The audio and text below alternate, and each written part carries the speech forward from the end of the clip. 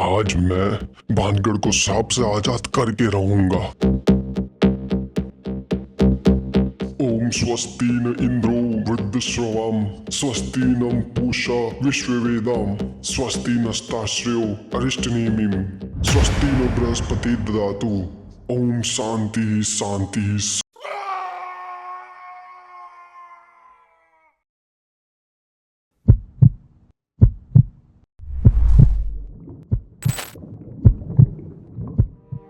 कंचू महाराज की मौत से तरुण उदास सा हो गया था, क्योंकि उसके पिता के सिवा इस दुनिया में अब कोई नहीं था।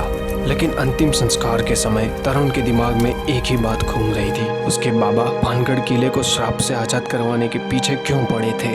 दरअसल तरुण जयपुर में रहता और कंचू महाराज अकेले गाँव में। लेकिन कई बार कंचू महाराज के मुंह से सुनता कि भानगढ़ को श्राप से मुक्त तो सिर्फ मैं ही कराऊंगा।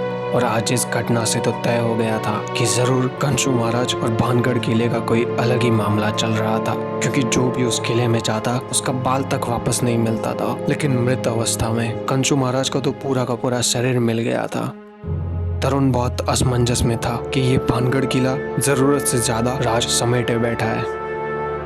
तरुण ने कंचू महाराज के पक्के दोस्त व्यास जी से मुलाकात ली और कई मिन्नतों के बाद उन्होंने कुछ बातों से धूल हटाई।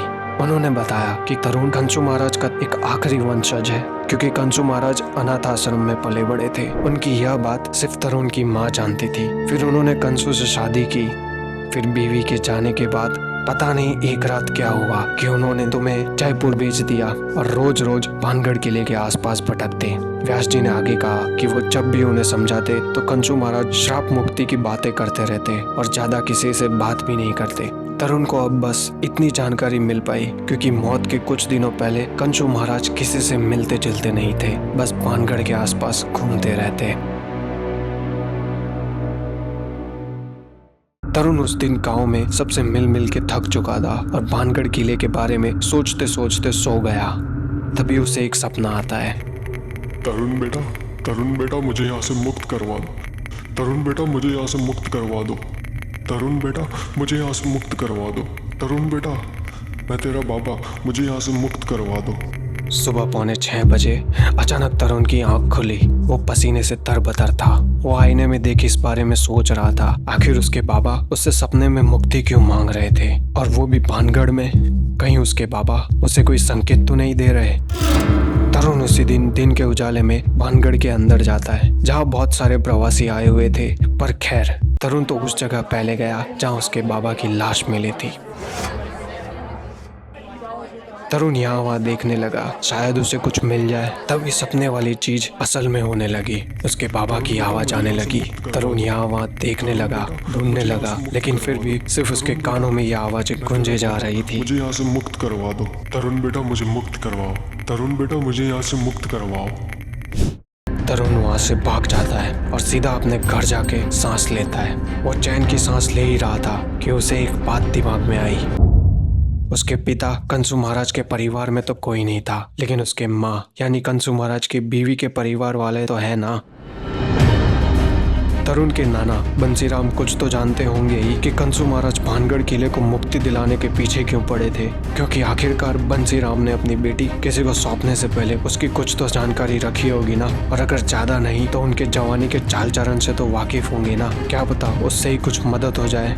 और अब शायद भेद भी खुलने वाले थे। तरुण बंसीराम से मिलते ही सीधे उस सवाल की मांग करता है। तब बंसीराम की चुप्पी पर तरुण जिद कर बैठता है और अपने नाती को बंसीराम सच बताना शुरू करता है। लेकिन उससे पहले हमने देखा कि आप में से कई सारे लोगों ने सब्सक्राइब नहीं किया है हमें, तो याद से सब्सक्राइब कर दो और बेल आइकन भी दबा दो, ताकि हमें और भी अच्छी कहानियां लाने की मोटिवेशन मिले। अब आगे। बंसीराम ने कहा, कंचू जब मुझे मिला था तब एक निष्ठावान पुरुष लगा था और अनाथ आश्रम के लोगों को मैं अच्छे से जानता था। उन्होंने मुझे अपनी बेटी के लिए अंशु को चुनने को कहा और मेरी बेटी भी अंशु को पसंद करने लगी थी। लेकिन अंशु हमेशा मुझे कहता कि भानगढ़ का किला मेरे पूर्वजों को खा गया था। अंशु के पूर्वज हमेशा उसके सपने में आते और अंशु से मुक्ति मांगते थे, इसलिए उसने पंडिताई भी शुरू कर दी थी। लेकिन धीरे धीरे अंशु के सपने में वो सारे मरे हुए लोग आने लगे जो भानगढ़ के किले में मारे गए थे और उससे मुक्ति मांगते। फिर अंशु ने तय किया कि अब वो भानगढ़ किले को मुक्ति दिला के रहेगा। तरुण को सारी बातें अब समझ आने लगी। वो अब जाके समझा कि भानगढ़ किले के पीछे अंशु महाराज क्यों पड़े हुए थे। तब उसने अपने नाना बंसीराम से एक और सवाल किया कि भानगढ़ किले में जो एक बार जाता है वो फिर वापस नहीं आता, तो दूसरे दिन उसके पिता अंशु महाराज की लाश कैसे मिल सकती है। लेकिन बंसीराम को इस बारे में कुछ नहीं पता था। फिर भी तरुण इस बात से संतुष्ट था कि वो अपने बाबा के राज के बारे में जान पाया।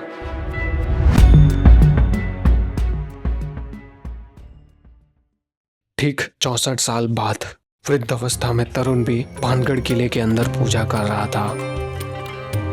उसे भी उसके बाबा के साथ उसके पूर्वजों के सपने आने लग गए थे और सारे मरे हुए लोग आने लगे जो भानगढ़ के किले में मारे गए थे। उसने भी अपने बेटे वरुण को पढ़ने बाहर भेज रखा था और आज तरुण भी हवन कुंड के सामने एक ही मंत्र गुंजे जा रहा है। ओम स्वस्ति न इंद्रो वृद्धशवाम, स्वस्ति नम पूषा विश्ववेदेम विश्ववेदाम, स्वस्ति नस्ताश्रयो अरिष्टनेमि, स्वस्ति नो बृहस्पति ददातु। ओम शांति ही शांति ही शांति।